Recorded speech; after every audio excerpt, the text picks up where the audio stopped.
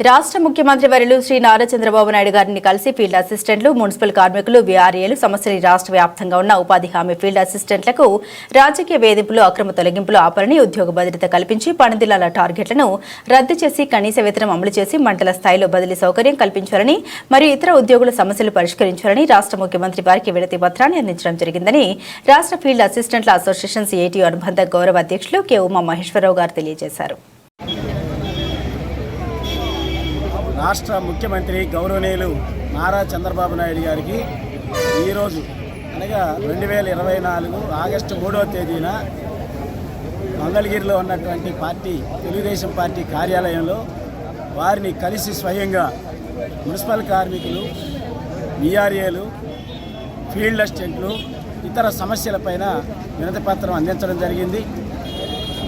ఈ సందర్భంగా మున్సిపల్ కార్మికులకి గత సమ్మెకాలంలో ఇచ్చిన హామీలు, ప్రభుత్వం ఇచ్చిన హామీలు ఇంకా పెండింగ్లో జీవోలు రావాల్సి ఉంది. ఇంజనీరింగ్ కార్మికులకి, పారిశుద్ధ్య కార్మికులతో పాటు సమానంగా జీతాలు చెల్లించాలని, వీఆర్ఏలకి సర్వీస్ రూల్స్కి విరుద్ధంగా వేసినటువంటి నైట్ డ్యూటీలు ఆపి ఉద్యోగ భద్రత కల్పించాలని, ఫీల్డ్ అసిస్టెంట్లు ఈరోజు రాష్ట్ర వ్యాప్తంగా 2360 మందిని తొలగించారు. ఈ అక్రమ తొలగింపులు నివారించి వారందరినీ వెంటనే విధుల్లోకి తీసుకోవాలని, ఉద్యోగ భద్రత కల్పించాలని చెప్పి ముఖ్యమంత్రి గారికి వినతి పత్రం ఇచ్చాం.